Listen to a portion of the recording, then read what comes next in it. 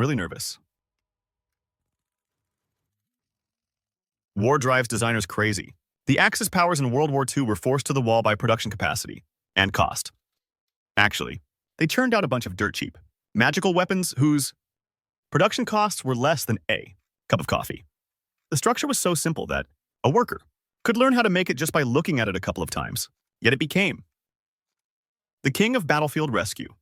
Today, let's take a look at these hardcore equipment born for emergency situations. British Sten submachine gun, nicknamed the Plumbers. Masterpiece. It can be called the ultimate cost.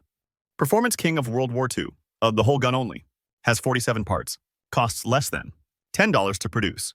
Workers on the production line complained that this thing was like being pieced together with sewer pipes. The feature is that it can be stuffed into a coat for a surprise attack or thrown into the mud and picked up to continue. Firing. The disadvantage is that it is prone to misfires, but the Allies relied on it to survive the equipment shortage.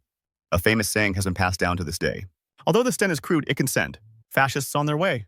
American M3. Submachine gun, nicknamed the grease gun because it looks like a grease gun for lubricating machines. The cost is only $15. American. Soldiers initially disliked this tin box, doubting it could fight. But the truth is a warning. The structure is so simple that it doesn't jam, even novice. Training only takes half an hour. The feature is that it is lightweight and has low recoil, specializing in tank crews and behind enemy lines. The low-key, dark design became the standard equipment for World War II's assassins. Creed, American, FP-45 Liberator. Pistol, the most magical design of World War II. The single, price is only $2.1, about the same as 2 hamburgers. Millions were directly airdropped into enemy war zones. This gun is so simple that the entire gun only has 23 parts with a free comic book instruction. Even illiterate people can understand it in seconds.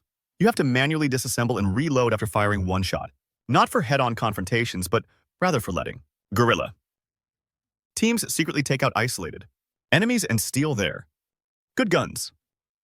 Soviet PPS-4. 1. The PPD-40 is the darling of brutal aesthetics, costing less than $15, but the 71-round drum can spray bullets like water. The German army picked them up and immediately threw away their MP-40s because Soviet bullets were everywhere.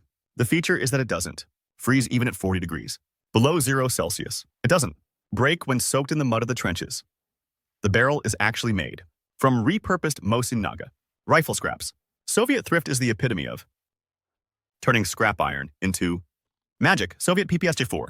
3 submachine gun, the younger brother of the PPS-H. That tries harder. Lower cost, lighter weight, faster. Production. When Leningrad was besieged, it was churned out in underground factories. The feature is a folding gun body designed for street fighting. The German army, holding STG-4, lamented that the Soviets used scrap iron to make guns, but used a sea of guns to drown us. These weapons may seem like junk, but they are actually the survival method of a time of poverty, using the lowest cost and the fastest speed. They are crude but reliable, cheap but deadly. This is the true reflection of the total war of World War II.